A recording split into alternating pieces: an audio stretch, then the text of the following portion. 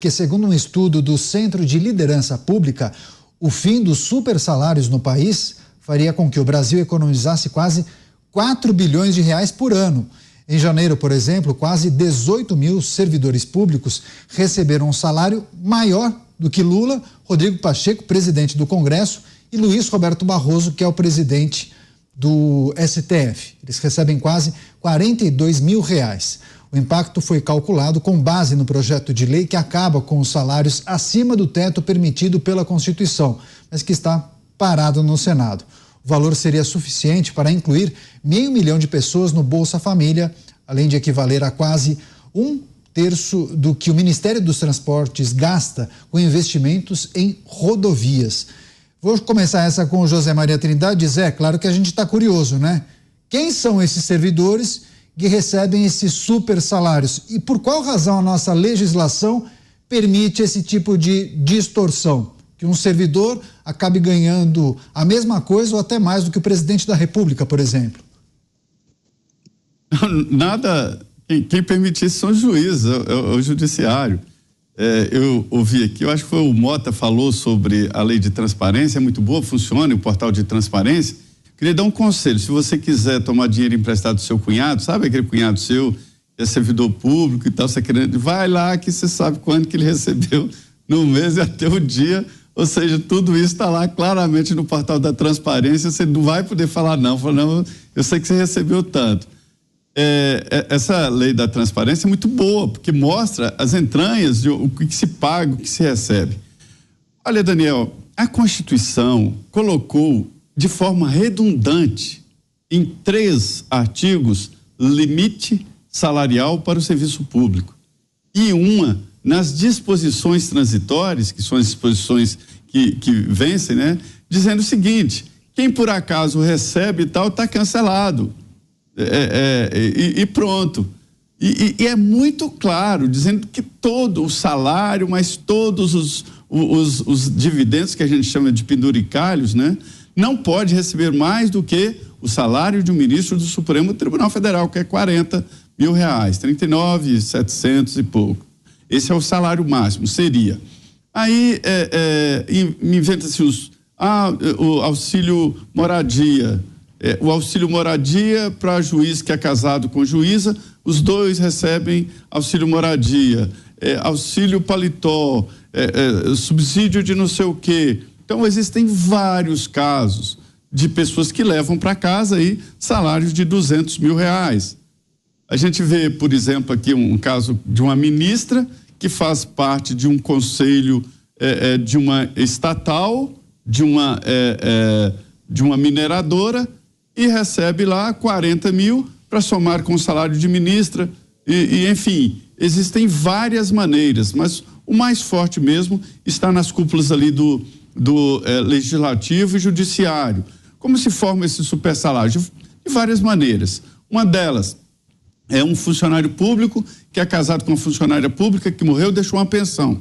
A pensão é 40 mil, aí ele recebe 40, 80 mil.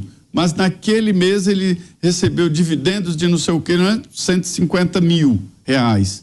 E aí não se considera salário. Mas quem lê a Constituição vê, não precisa mudar nada. Ela foi insistente, não se pode receber por nenhuma, usa a palavra nenhuma maneira de receber mais do que 40 mil. Aí diz o seguinte, e é verdade em parte, o governo está perdendo técnicos. O governo, como o Tarcísio de Freitas, por exemplo, ele era do Exército Brasileiro, oficial do Exército. E aí apareceu uma vaga só na Câmara, ele fez o concurso e passou no concurso. Foi ganhar mais do que o triplo. Então, assim, o Exército Brasileiro está perdendo quadros importantes pelos salários. Mas são as regras. A iniciativa privada paga mais, mas paga mais a alguns. Para se chegar a um salário de 40 mil na iniciativa privada, o cidadão tem que fazer a diferença. Tem que ser um grande gestor. Não, e não tem estabilidade, né, Zé? Você tem que trabalhar, né? No serviço público, muitos ganham isso. Não, e não tem estabilidade no serviço privado, né? Você tem que mostrar que é competente isso. Todo dia, né? Aposentadoria. Pois é. Você, aposentadoria. Vou chamar o Beraldo também para trazer a reflexão sobre isso. Esse levantamento é importante. O Brasil economizaria uma monta de 4 bilhões de reais se acabasse com os super salários, Beraldo. Olha, é inacreditável, né? E é interessante porque não é só o super salário. Esses reembolso disso, reembolso daquilo, passagem aérea e assim vai. Olha a Câmara dos Deputados. Zé, 16 bi de orçamento por ano a Câmara dos Deputados? É isso? É 12 bi. 12 bi, errei por 4, hein? 12 bilhões de reais por ano é consumido pela Câmara dos Deputados. Me prova a produtividade por real investido na Câmara dos Deputados. Me prova a utilidade e o exercício da função de todos os assessores que são contratados. Me responde porque o corpo técnico altamente qualificado da Câmara dos Deputados não pode prestar o serviço necessário pelos gabinetes. Não há justificativa para isso. Dinheiro público escoa pelo ralo, só que esse encanamento do esgoto vai cair no bolso de gente já pré-determinada. Esse é o problema do Brasil. E aí você vê a ganância que existe com essas pessoas que, apesar, às vezes, de terem posse, de serem ricas, ao exercer um mandato público, ao exercer uma função pública, não resistem à teta do dinheiro público. Eu me lembro um caso de um senador muito influente, isso deve ter já quase 20 anos, riquíssimo, família riquíssima, foi a um restaurante em São Paulo, um restaurante bacana da moda em São Paulo, e colocou, naquela época, uma conta de R$8 mil de reembolso, com vinhos franceses caríssimos. E aí eu pergunto, para quê? Só pode ser para nos humilhar. Porque esta falta de compromisso com o dinheiro público, essa falta de respeito com o suor que escorre do rosto do trabalhador brasileiro, que alimenta os cofres públicos, é uma coisa doentia. É inacreditável que um país que mais da metade da sua população não consegue usar um banheiro e jogar o seu esgoto numa rede de esgoto tenha que bancar esse tipo de absurdo. Mas aí a gente olha, cadê o poder de reação? Nós aprendemos como povo a sermos humilhados de forma silenciosa. Mas eu tenho convicção que o gigante que acordou e dormiu de novo vai voltar a despertar. E em algum momento, que eu tenho fé que não vai demorar muito, essas coisas serão corrigidas no Brasil. Pois é, a Rita de Cássia, Mota, se o serviço público não fosse tão vantajoso, nós não teríamos tantos cursinhos para quem quer prestar concursos. Agora, Mota, bons profissionais no serviço público ou no serviço privado precisam ser bem remunerados, né? Quais distorções você acha que deveriam ser eliminadas do serviço público olhando justamente esse levantamento que foi apontado, esses super salários, algo que ultrapassa, inclusive, o limite do salário do presidente da República, Mota? Esse é um debate, Caniato, que quando eu morava nos Estados Unidos, eu vi acontecer também nos Estados Unidos, né? E é um debate, até onde eu sei, que na maioria dos países acontece, porque a principal característica de uma carreira no serviço público, na maioria dos países, é a estabilidade, né? Então, você faz um concurso, você é aprovado e você não corre o risco que a gente da iniciativa privada corre de amanhã a empresa está em dificuldade, precisa reduzir o quadro, te demite. No serviço público isso é muito difícil de acontecer, né? Para não dizer que não acontece nunca. Isso não é uma característica só do Brasil, isso tem essa mesma questão nos Estados Unidos para algumas carreiras, não são para todas, né? Por exemplo, nos Estados Unidos, em determinadas cidades, a polícia, os policiais são contratados num regime muito parecido com a do CLT. Você contrata quando tem dinheiro, quando o dinheiro acaba você demite, enxuga, aumenta. Outras carreiras não. Tem o que a gente conhece como estabilidade. Então esse deveria ser o atrativo principal da carreira pública, né? Estabilidade, uma aposentadoria melhor, mas em todas as democracias, os políticos que têm a máquina pública na mão, o que eles fazem? Eles operam com a máquina pública e inevitavelmente a forças de pressão, grupos de pressão, né, que vão lá bater na porta do Congresso Nacional. Então, enquanto vocês estavam conversando, eu fui no portal da Transparência e baixei aqui o relatório da tabela de remuneração de servidores públicos federais. Está lá para qualquer um baixar e ler e se espantar. Eu levei uns sustos aqui, coisa que eu não tinha ideia. Essa versão que eu estou lendo é de julho do ano passado. E você olha aqui, eu garanto que muita gente que olhar essas tabelas vai começar a estudar para concurso público amanhã de manhã. Mas eu queria só dizer que, na minha concepção, o Estado deveria ser o mais enxuto possível e que as pessoas que trabalhassem nele fossem as mais produtivas, eficientes e bem remuneradas. E aí eu vou citar, só para encerrar aqui o meu comentário, uma frase do grande economista americano Thomas Sowell, que ele diz o seguinte: olha, eu não me preocupo com o que ganham os congressistas. Por mim, você podia pagar um deputado americano $1 milhão por ano, desde que eles fizessem o que eles têm que fazer. É só isso. Porque se eles fizessem, e olha só, ele está falando do Congresso americano, dos Estados Unidos, a maior potência do planeta. Ele diz o seguinte: se eles fizessem o que eles têm que fazer, os Estados Unidos iam ser muito melhores do que são. E justificaria pagar $1 milhão para cada um. Eu arrisco dizer a mesma coisa aqui no Brasil. O que dói é você pagar essa dinheirama toda para ver que eles estão preocupados em regulamentar as redes sociais. Aí dói. Zé Maria, para além desses cargos que permitem esses penduricalhos, né, esses benefícios que acabam aumentando demais os salários, na média geral, nas demais repartições, o que? São salários equivalentes à iniciativa privada, mas com o benefício da estabilidade, ou não? São inferiores?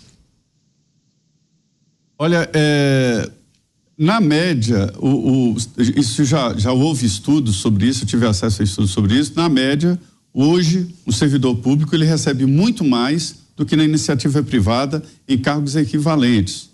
Isso de salário. Além, evidentemente, das grandes vantagens. Se criou uma espécie nova aqui no Brasil, que ninguém sabe de que planeta veio. Mas essa espécie se desenvolve com facilidade muito grande e se reproduz aqui nas cercanias do Palácio do Planalto, Supremo, Congresso Nacional, que se chama servidor público. Eles são dotados de características especialíssimas. Eles têm o monopólio, só eles têm isso, né, que se chama estabilidade no emprego num país capitalista. Todos têm estabilidade. Além disso, tem aposentadoria integral. Ele, quando se aposenta, vai receber o mesmo que recebe o colega ao lado, inclusive produtividade. Algumas categorias, como por exemplo da Receita Federal, tem produtividade. Quanto mais arrecadação e multas, então eles recebem. O aposentado também recebe. Então, assim, é uma desproporção muito grande. E isso acabou gerando um fluxo muito intenso de pessoas tentando ser funcionário público. Existe uma profissão aqui que se chama concurseiro, que se espalhou pelo país. Né? Então, assim, isso é uma distorção. O Mota já falou aqui um raciocínio muito bom. É como se tivesse um grande condomínio, perfeito, condomínio de ricos, mas aí todo mundo decide ser funcionário do condomínio. Aí não, é claro que não vai dar certo. Quem é que vai pagar o condomínio? Então, assim, o que eu acho é que não dá para jogar pedra em servidor público. Servidor público é necessário. Existem servidores públicos muito competentes. Os que estão entrando agora, eles não entram com várias vantagens de antes, como, por exemplo, a aposentadoria integral. Ele aposenta pelo nível do INSS e recebe através de outro instrumento, né? de outro plano. Além disso, os servidores públicos, eles, alguém tem que trabalhar, alguém tem que carregar o piano. Existem uns que não trabalham, sim, mas tem uns que trabalham e batem ponto e tudo. Agora, você falou sobre lei, não existe lei que permite receber mais do que o teto. O que existem, assustem, são interpretações de juízes e do Supremo que permitem super salários de 100, de 200 mil reais. Mas o salário base é lá no 41 mil, que já houve aí declarações de integrantes do judiciário dizendo: eu vou viver nessa miséria. considerar miséria um salário de R$37 mil na época. Imagina, para se receber um salário de 37 mil na iniciativa privada, olha, amigo, você tem que ser muito bom e fazer a diferença. Pois é, mas eu mesmo já vi, viu? Porque eu trabalhei no passado em emissoras legislativas e eu me lembro que técnicos legislativos conseguiam salários muito acima da casa dos R$40 mil, justamente com essas outras coisas. Participava da comissão de não sei o quê, ganhavam dinheiro. Aí tinha algumas bonificações, penduricalhos, auxílio isso, auxílio aquilo. E o camarada conseguia ganhar facilmente 50, 65 mil reais por mês no âmbito do município, hein? Agora, Beraldo, você tem um complemento a fazer, né? Só para contar uma rápida história na linha do que você está dizendo, Caniato, tem um caso muito interessante numa das maiores cidades do país, aonde o assessor do prefeito, que tinha só o segundo grau completo, fez um concurso num determinado momento para ser ajudante de merenda na escola municipal, que era lá um dos cargos de entrada da estrutura da administração municipal. Ele passou nesse concurso, nunca exerceu um dia como assessor da merenda, porque, contrariando a lei do próprio município, o prefeito convocou esse funcionário para continuar sendo seu assessor, ganhando um adicional de salário enorme, algumas vezes maior do que o salário lá da merenda. Vão acompanhando. Passados 10 anos deste assessor na condição de estar recebendo o complemento se incorpora ao salário. E, de repente, ele, que nunca exerceu um dia na função para o qual foi aprovado em concurso, passa a ter o salário máximo da estrutura da administração municipal. Pois bem, esse auxiliar da merenda, passado o tempo, acreditem vocês, foi indicado para ser conselheiro do Tribunal de Contas do município, sem sequer ter curso superior. O serviço público é ou não é uma fábrica de magias? Você, Mota, como corrigir essas distorções? A tão elogiada e defendida reforma administrativa poderia corrigir, colocar algumas coisas nos seus devidos lugares? Agora, será que os legisladores querem, no fundo, promover uma mudança tão radical assim? Não querem. A maioria dos políticos quer mais poder. Eles reclamam das estruturas inchadas quando eles não têm oportunidade de indicar os seus afilhados para presidir as estruturas inchadas. Quando são eles que indicam, tá tudo bem, tá? Eu acho que a gente tem que valorizar, respeitar o trabalho dos servidores públicos, especialmente aqueles que trabalham nas funções essenciais. Aí vocês sabem, eu acho que uma das funções mais essenciais é da segurança pública. Ontem a gente viu uma demonstração espetacular de profissionalismo da Polícia do Rio de Janeiro, uma polícia que todo dia é criticada. As pessoas usam os piores termos para se referir à Polícia do Rio de Janeiro. Ontem ela deu uma demonstração de excelência. E aí eu desafio vocês a procurarem em manchetes de jornal, se vocês acharem, mandem para mim no Twitter, alguma manchete nesse sentido. Parabéns à Polícia do Rio de Janeiro. Polícia do Rio de Janeiro dá show de profissionalismo. Polícia do Rio está entre as melhores do mundo. Nada disso. Eu, por acaso, vi algumas manchetes de jornal que conseguiram falar do caso de ontem sem colocar na manchete a palavra polícia. Vocês imaginem o que é ter criatividade. Então, a estrutura do serviço público, ela necessariamente reflete a mentalidade dos políticos que ocuparam o poder no Brasil. E aí a gente pode fazer uma viagem no tempo e até 1930, quando assumiu o poder através de um golpe, né? Chama de revolução, mas foi um golpe, amigos.